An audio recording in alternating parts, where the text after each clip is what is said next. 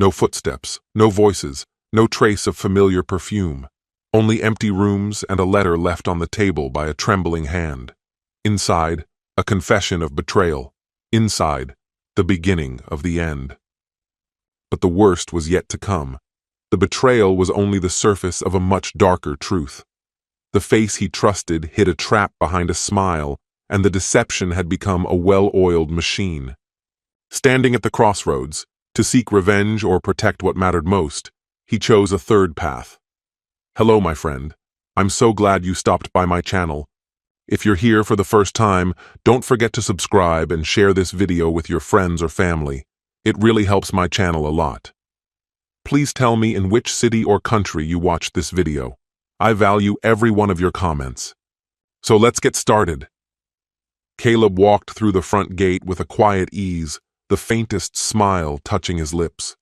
For once, he wasn't dragging himself home under the weight of deadlines, red-eye flights, or an overstuffed calendar.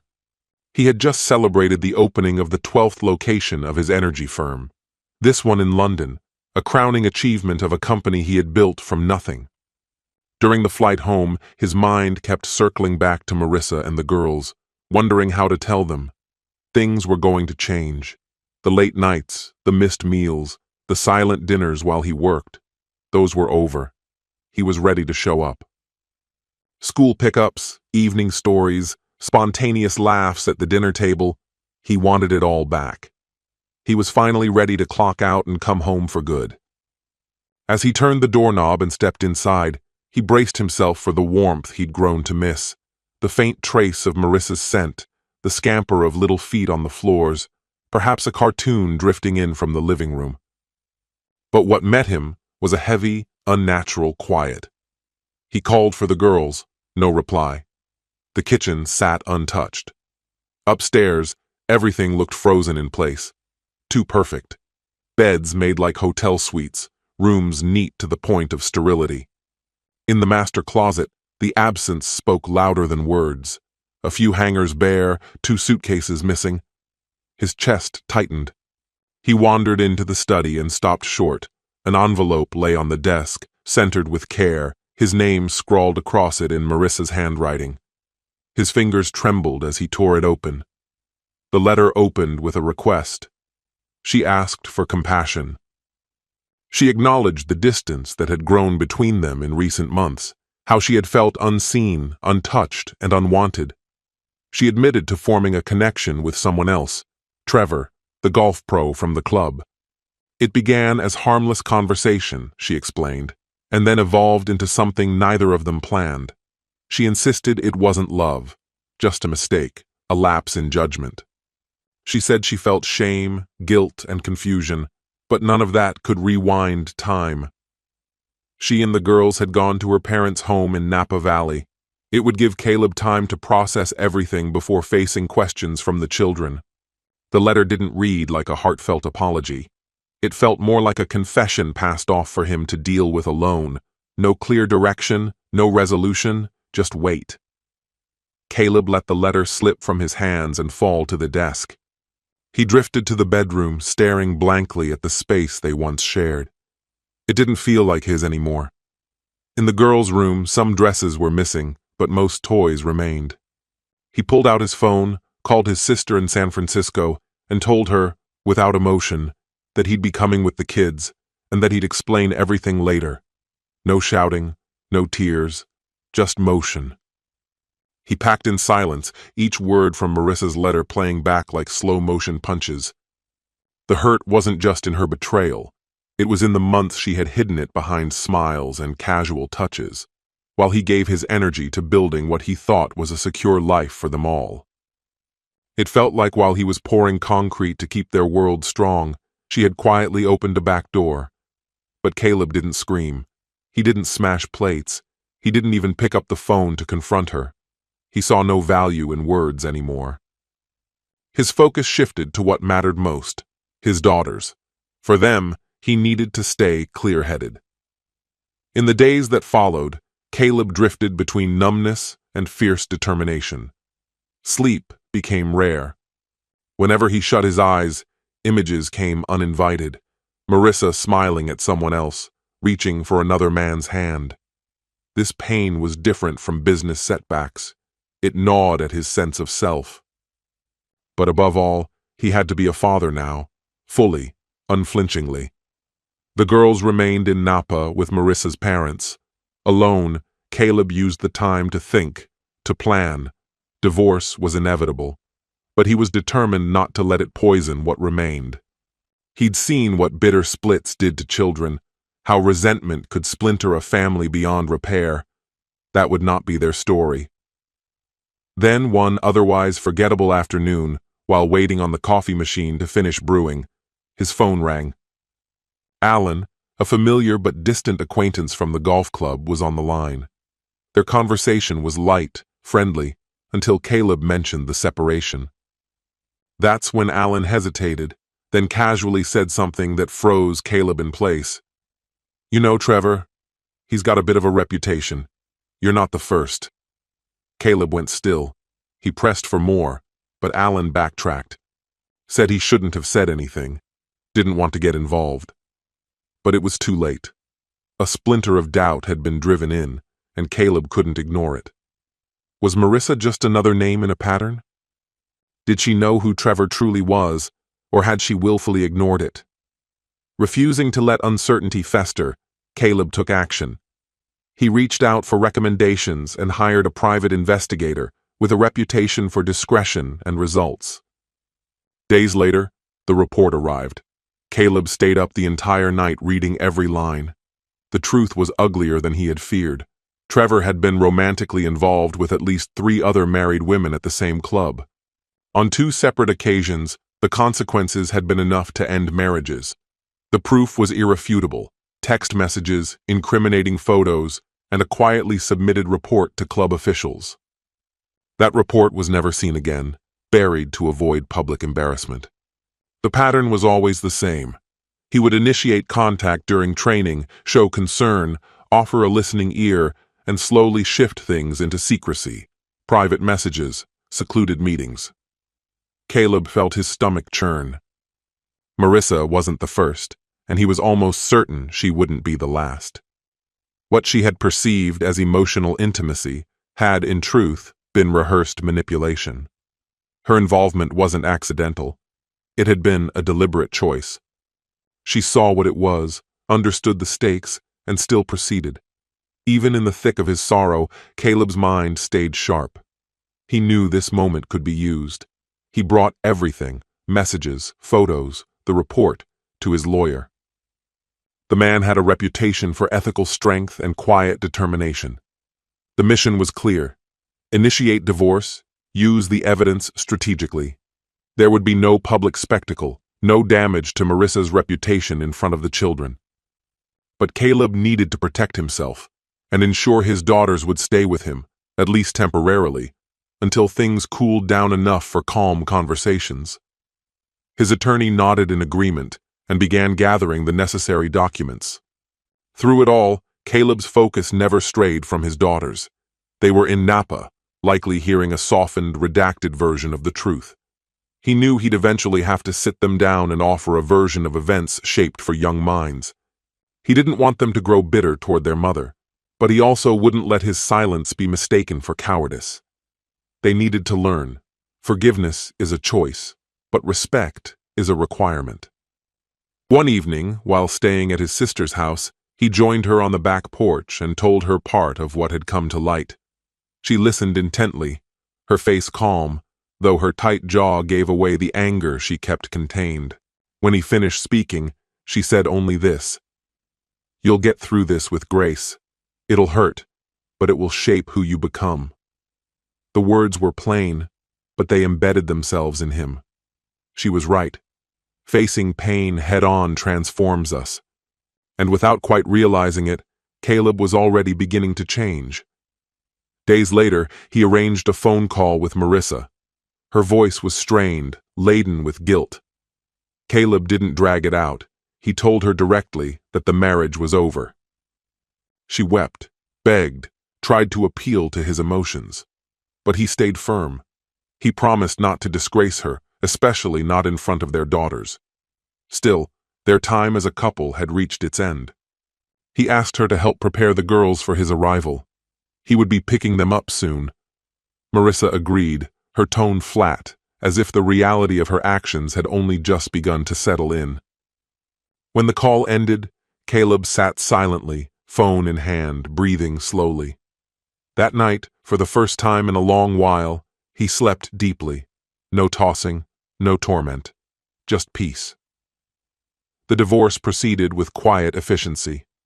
Armed with a strong prenuptial agreement, undeniable evidence from the investigator, and a confession written in Marissa's own hand, Caleb delivered everything to his lawyer with the steadiness of someone managing a contract. There was no anger, no hurry, only a measured calm that even the most seasoned professionals found remarkable. Yet this wasn't business, it was his life. When the finalized documents reached Marissa, she signed without resistance. Her expression was blank, hollow. She looked exhausted, like someone who had already surrendered. Despite the severity of her betrayal, she didn't walk away empty-handed. The prenup guaranteed her a generous settlement, real estate, a meaningful portion of company stock, assets they divided with mutual consent. Her financial footing remained solid, her lifestyle unchanged. But she was left with the solitude she had gradually created, one hidden choice at a time. Caleb had no appetite for revenge or vindication. He declined to gossip, even among close friends, and avoided public commentary entirely. His only lasting concern was his daughters. While they remained in Napa with Marissa, he called daily, stayed involved with schoolwork, and reviewed assignments over video. When the day came to bring them home, their hugs lingered longer than usual. Something unspoken had shifted. Back at his sister's home, Caleb rebuilt their routines with surprising ease. He made breakfasts, handled school drop-offs, and curled up on the couch for Sunday cartoons. In those small rituals, he began reconnecting with parts of himself he hadn't seen in years. One afternoon, waiting outside his youngest daughter's ballet class, a woman sat beside him. He recognized her, Mrs. Thurman, a widow he'd seen around. Her tone was gentle, but her gaze didn't miss much. Without any small talk, she said she admired his presence.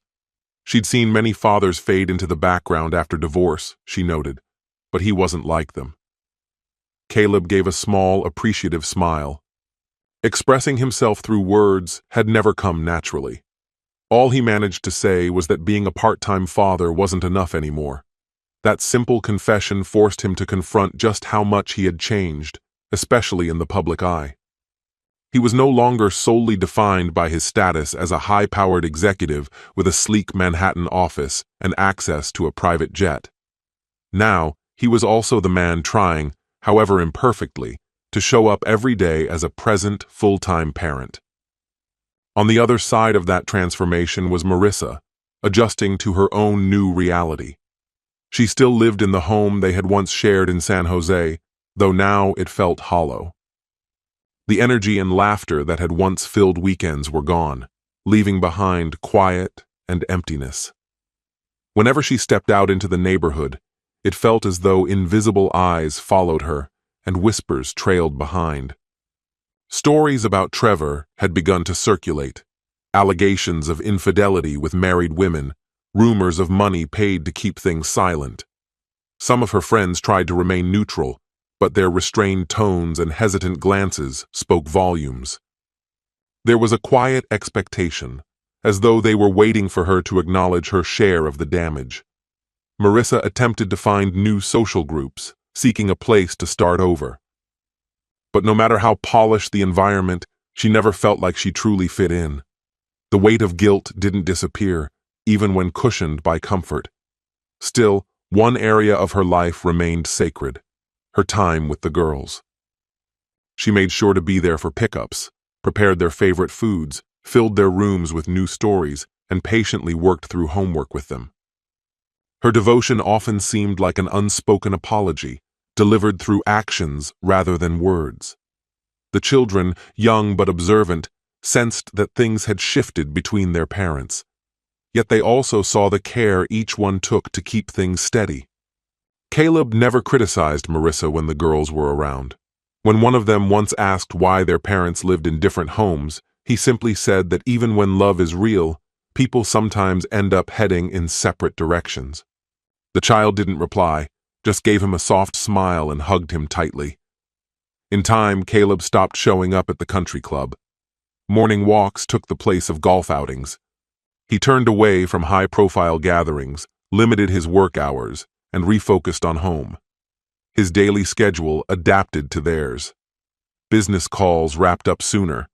Instead of lunch with clients, he spent afternoons walking with his daughters. He reacquainted himself with ordinary routines, cooking dinner, organizing birthday parties, helping with school spelling lists. Lavish vacations were no longer on the calendar.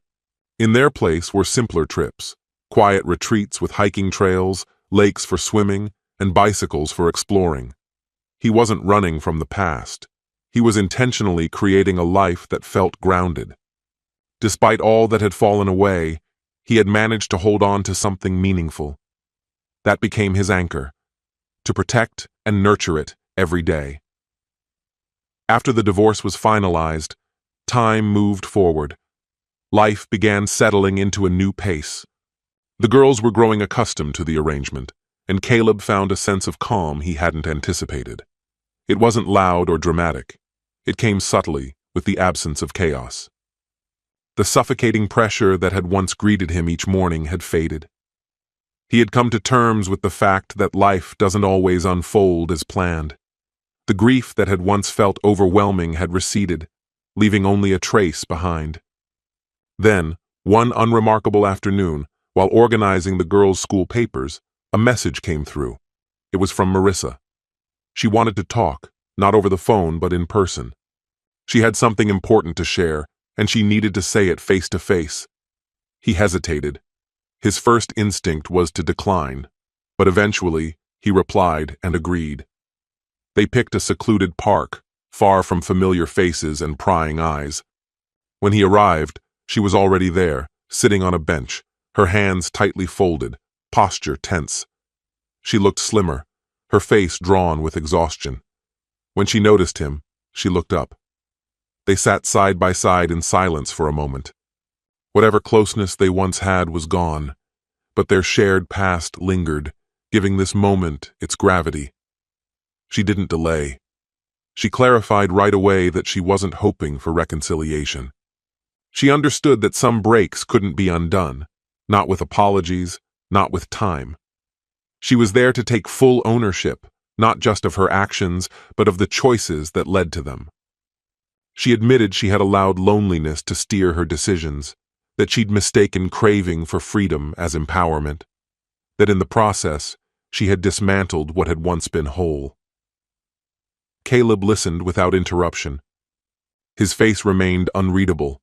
The distance between them wasn't just emotional, it was the product of pain and mutual recognition. When she finished, he spoke softly. He told her that he had already let go of the anger, that he had spent many nights trying to understand how everything came undone, and had realized that when people feel lost, they sometimes make choices that hurt the ones they love, and that yes, she had been lost. Tears slid down Marissa's face. She said nothing. He gave her a moment to sit with the weight of it all before standing up and saying, "That's enough." It truly was the end. Their paths would continue apart, but she would always be the mother of his daughters. And that required a different kind of bond, one built not on affection, but on shared duty. She nodded silently. That conversation didn't mend what had been broken, but it returned to each of them a piece of their own dignity.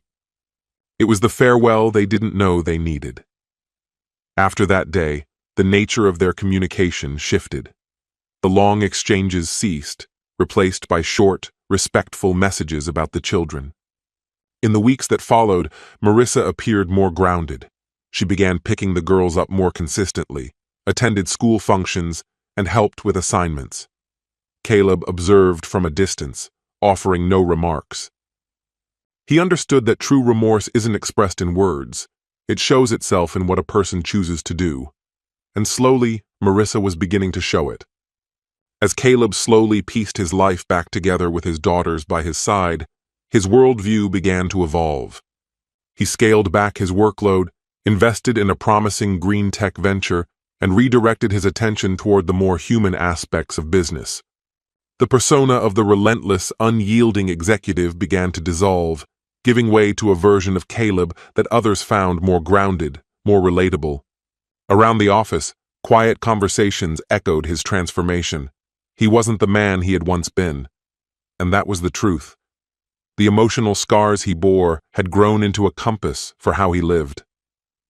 While traveling for business in Seattle, Caleb was passing the hotel's lobby restaurant when a voice from the past called his name. It was Mitchell, a former employee from the country club now working at the hotel, someone Caleb hadn't encountered in years. They exchanged pleasantries, reminiscing briefly, until Mitchell shared something that struck Caleb like a bolt. Unaware of Caleb's history with the story, Mitchell revealed that Trevor had been let go under far darker circumstances than simple infidelity. According to him, Trevor had a troubling history, targeting married women, gaining their trust, and then weaponizing those relationships. As things escalated, he would resort to blackmail, demanding money, luxury items, or favors in exchange for his silence. Mitchell had heard whispers from at least 2 women who had gone through this ordeal, though none had come forward officially. The club had handled things discreetly, avoiding scandal with quiet settlements and buried truths. Caleb froze. The news upended everything he had believed. For the first time, he allowed the possibility that Marissa hadn't been wholly to blame. Maybe she'd been lured in and eventually ensnared by someone who understood how to exploit emotional vulnerability. Perhaps things hadn't begun that way, but as her entanglement with Trevor deepened, she might have felt cornered, manipulated, left with few choices. Caleb thought back to the letter she had left behind. The ambiguity in her words, the way she sought to explain herself without asking for absolution. It occurred to him that maybe she hadn't fully understood what she'd gone through. Maybe she couldn't face the truth of how helpless she had felt. On the flight back, Caleb remained silent. He sat with his thoughts, quietly wrestling with the many pieces of the puzzle still missing. He didn't contact Marissa. He didn't chase after more details. Deep down, he knew that even complete understanding wouldn't change what had been lost. Their relationship had ended. The hurt was real. But something within him shifted. A softer view began to emerge. Yes, her choices had caused pain, but perhaps they stemmed from a place of confusion, or even despair.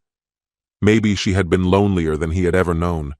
Later that week, during a quiet evening at home, Caleb sat at the kitchen table as one daughter excitedly explained her science experiment, while the other asked him for help with her math homework.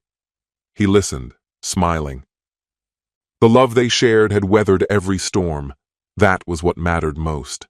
After the girls were tucked in, Caleb retreated to his bedroom, opened the notebook where he often recorded his reflections, and wrote a single solemn truth. Not all betrayals are born from desire. Some grow out of silence. He closed the notebook, switched off the light, and lay down, his heart finally still. Because in the end, the life he had built with honesty remained whole, beyond reach, beyond ruin. This story has come to an end. What's your opinion? Share it in the comments, my friend, and if you liked this story, check out other exciting videos on my channel. I'll say goodbye until the next video. See you